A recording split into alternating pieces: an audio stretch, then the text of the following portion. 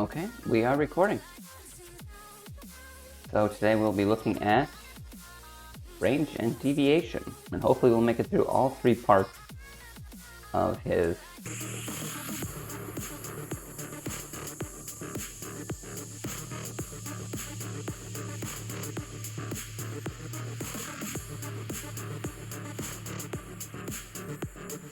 millions of people. I think that's interesting. While the big price cut and is an outcome of this. Some ranges never deviate actually. Each range is unique. There are no written rules for the ranges.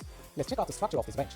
Is the concept of a deviation as opposed to just the range high and the range low,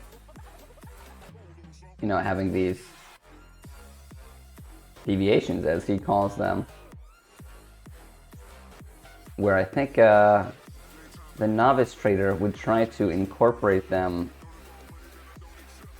as the range low and the range high, and then they would think it's not a very clear range because these points, you know, they don't come near the high there, and these points don't come near the low. So they'd be like, I don't really understand the range, but if we accept deviations as a natural structure, then we can form the range high and the range low much more reliably based on several points of contact, as opposed to just, you know, trying to map the range low as down here and then we hit it here, and instead we have 1, 2, 3, 4, 5, 6, 7, 8, you know, 8 points of contact instead of just 2. If that, I mean, because this one goes even lower. So I thought I'd point that out.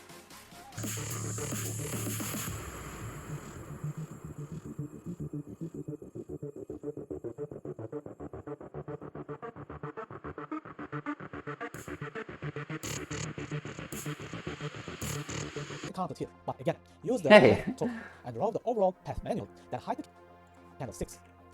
We get counted here. That's funny. I think 8 is the number of rejections that I counted, so that's cool.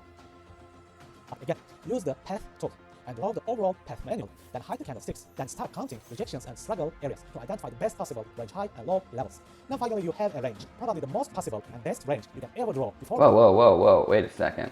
The range is a low path manual that hide. There's a path tool?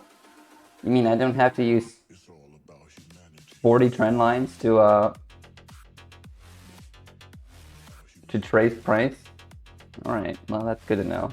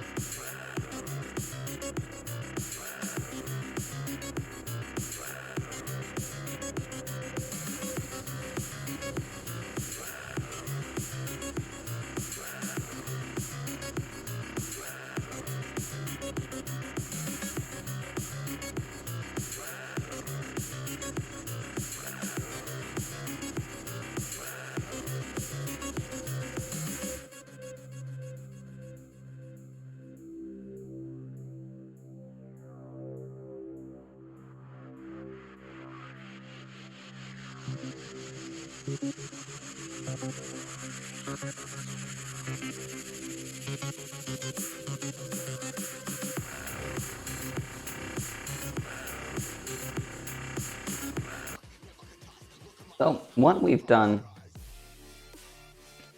is put a little purple circle around the wicks of every candle to help us better visualize what price is doing. We don't really care about the bodies of the candles for the purposes of identifying the range, just the wicks. So let's see if I can add a filter or two to make this even more clear about where the range low, high, and EQ point is.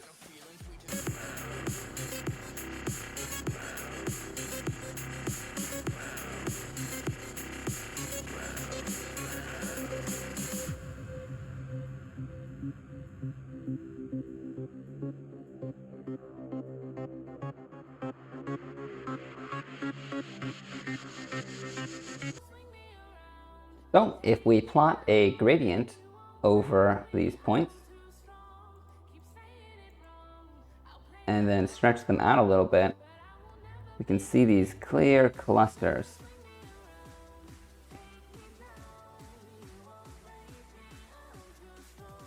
Forming the top and the bottom.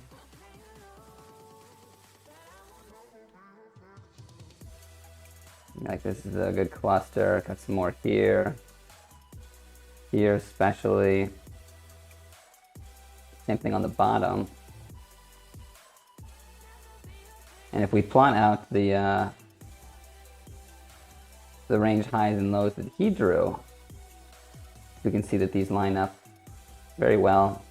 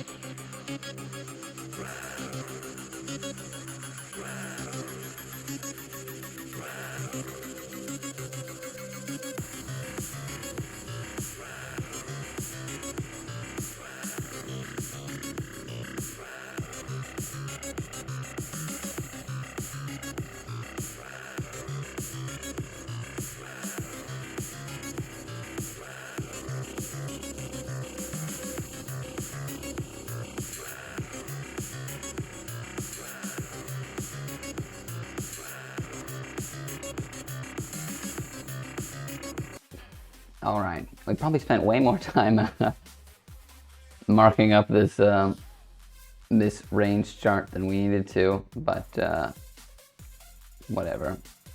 So let's run through what I thought were the highlights of the lecture. Range theory. All markets range 70% of the time. The remaining 20 to 30% is either a pump or a trend or a dump. Let's see, fractal structures, combination of premium and discount zones. A range represents a consolidation period and an accumulation of orders. And because of this, stop loss pools or stop pools are formed at the range low and the range high, which is why when the range finally does break, it breaks so strongly. It's because all of that liquidity is being absorbed. 4 significant parts. The EQ, which is around the middle of the range. To identify the EQ, you should count the number of struggle and rejections. And we can see we have quite a few in this area. which just happens to be smack dab in the middle. So that would be a reliable EQ zone. The high resistance area, and there'll be multiple potential highs for a range, especially when we consider deviations. So it's not just the highest point and the lowest point, it's determined by the number of rejections. So we have all these rejections around the same level, 1, 2, 3, 4, but we also have rejections down here as well, 1, 2, 3, 4, 5, just not as many. So 1, 2, 3, 4, 5, 6, 7. And the same thing goes down with the range low, is the support. There are multiple potential levels of support, but the one we identify has the most bounces, if you will. So 1, 2, 3, 4, 5, 6, 7, as opposed to a little bit higher, 1, 2, 3, 4, 5. So almost as many, but and then we have these deviations, which price breaks through the high or the low of the range, and this could be you know, absorbing liquidity from the bottom end, but then it returns to the range. As he points out in the video, as the deviation is unfolding, we won't know whether we're still in the range structure until the price returns to the range. So it's not generally a good idea to place your trades in a deviation unless you really know what you're doing. And some ranges never deviate, so some ranges would be happy just to stay within a very well-defined area. Focus on the wicks and not the close or opening of the candlesticks. Yeah, that makes sense.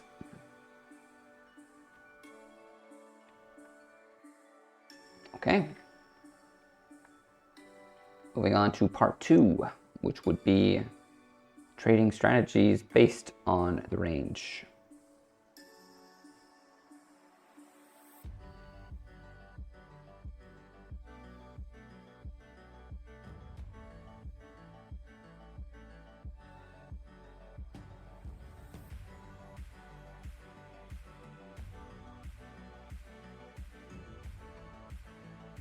Today, we will look at range and deviation market bias confirmations and liquidity basics. In the first part, we will focus on premium and discount bias. Then we will learn the importance of stop loss counting in the ranges.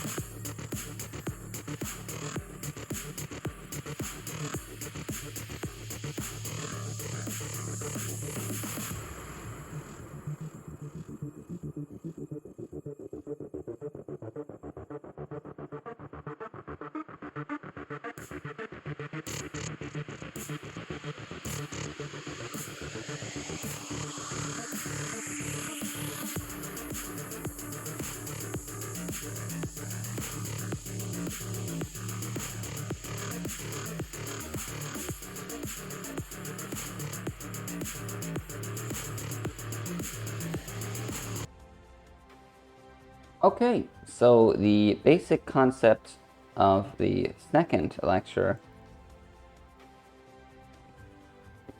about range is establishing the bias and marking the liquidity levels. So in a range, every time price moves from one end to the other, it will create these levels of liquidity. And for a downward action, it would be the highs of these candlesticks. So, in theory, when price starts to move the other direction, it begins to absorb, one after another, all the highs that were made on the way down, giving it the strength to move upward. And then the same thing, once it starts moving upward, all the lows give it the strength it needs to move down again. And this just keeps repeating over and over again with these liquidity lines forming the fuel needed for price to create the ranging action that we see. Here's a equal highs, gives it a little burst there.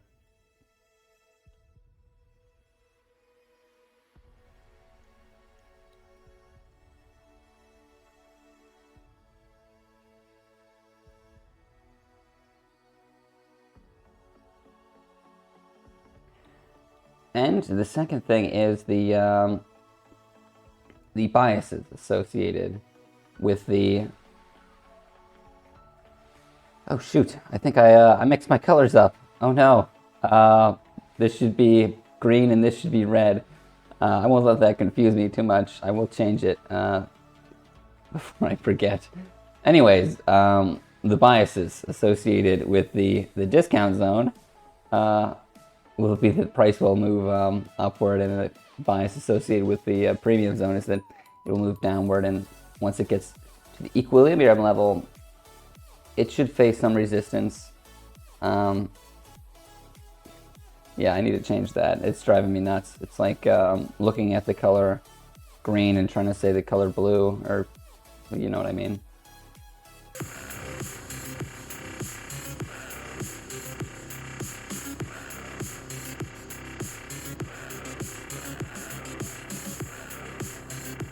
Now, believe it or not, green and red aren't actually on opposite sides of the color spectrum. So we're going to have to do this one side at a time. Grab the green side.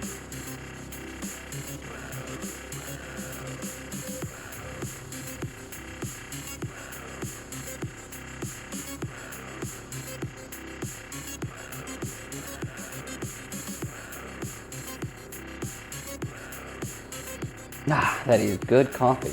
Wow.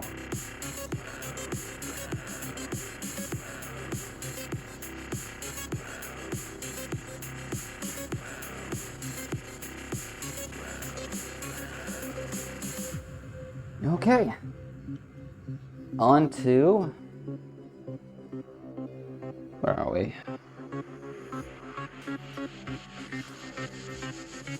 Part 3.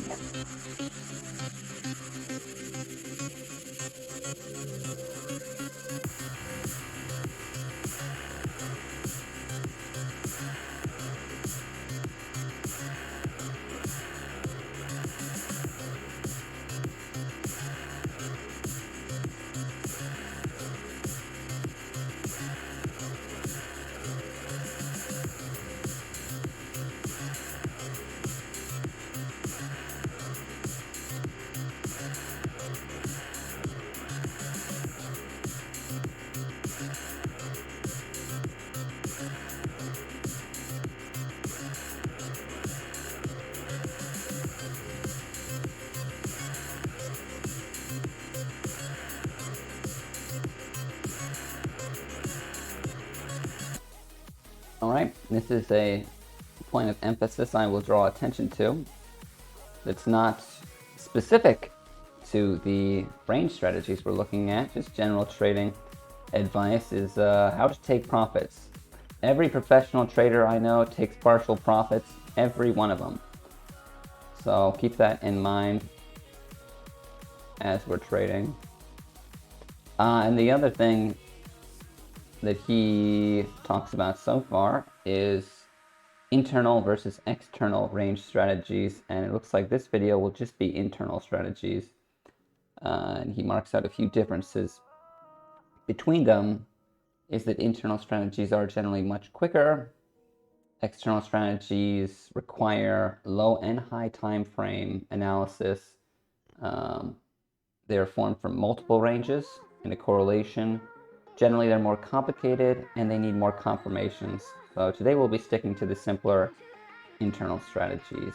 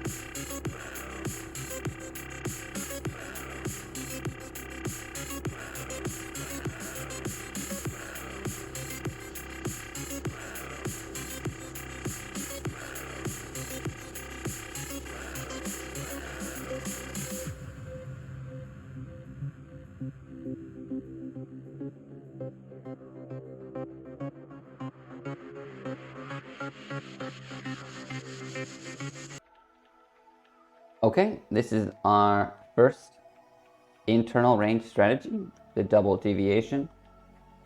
And this strategy relies on trapping breakout traders with these two manipulations that follow each other. So we have the range forming, where identifying our lows, equilibrium, highs. Then we have this first deviation, which stops out all of the stop losses here, and it could also trick breakout traders into thinking that we're starting a new trend upward. Of course, that doesn't happen. Price comes back down, forming a second deviation, which in turn does the same thing for all the people on the lower end. Price returns to the premium zone, and then once it's in the premium zone, we look for an entry based on any of the price action concepts that we've covered so far, whether that would be, a lower time frame, market structure break, or whatever, an encapsulating or engulfing candle pattern. Anyways, so that is the double deviation, and I believe he has an example. Okay, here we go. Okay, so we'll mark out points 1 through 4 on this as well.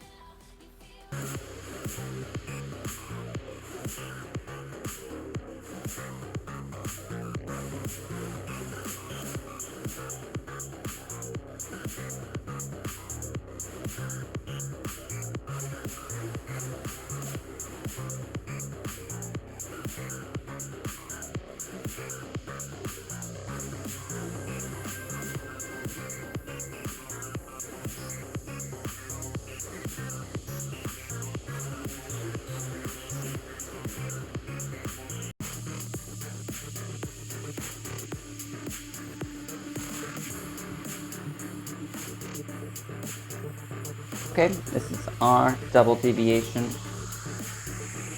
example. So we have the first break above this wick here,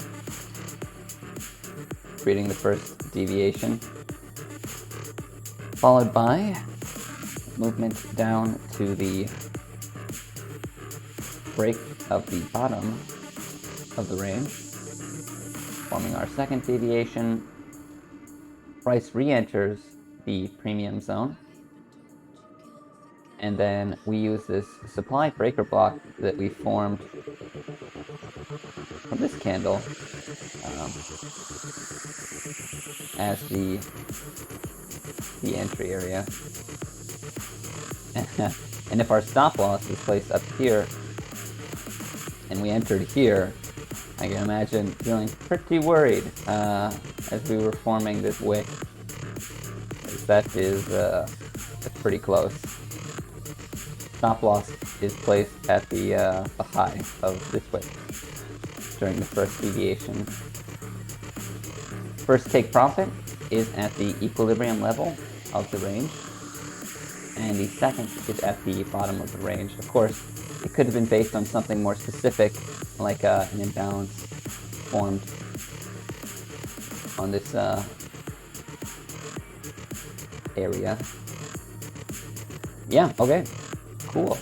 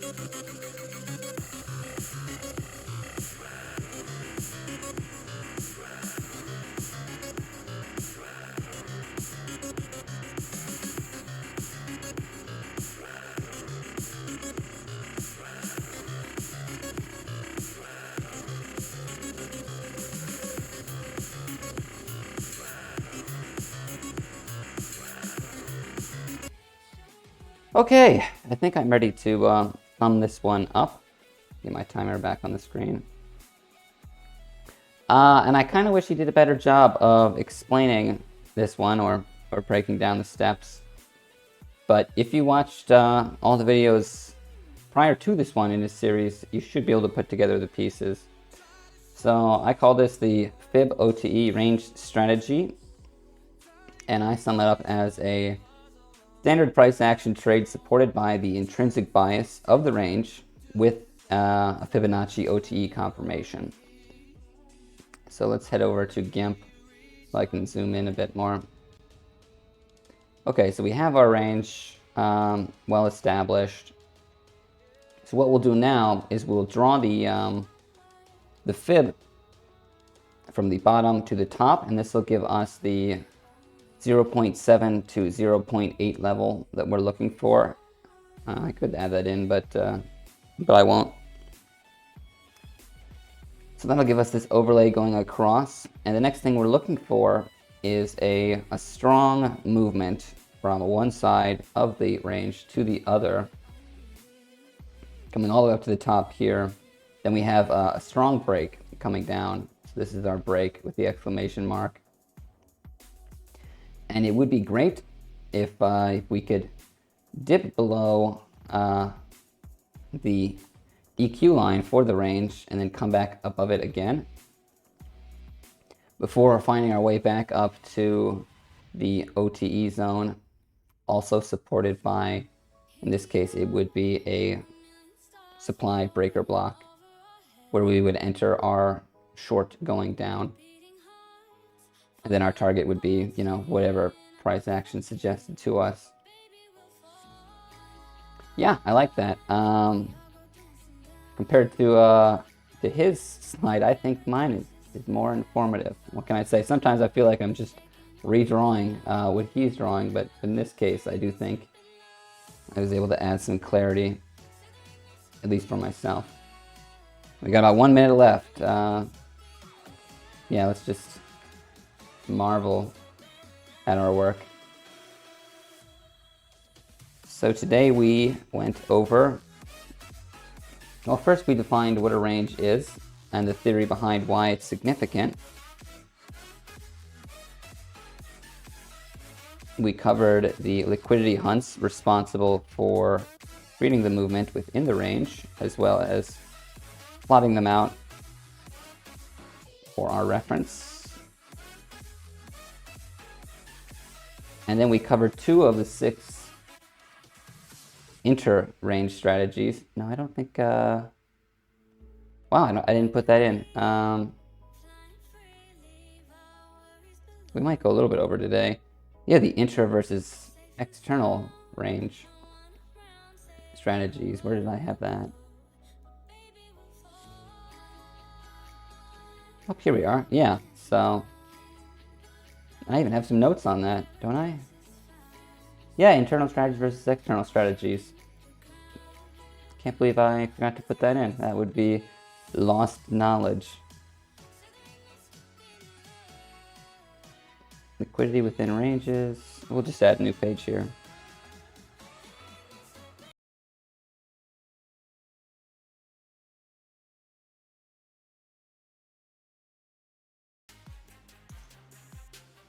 Okay, now we added that. All right, now we're over 4 hours. We can officially stop. So we'll save our notes. Go ahead and save all these GIMPs too.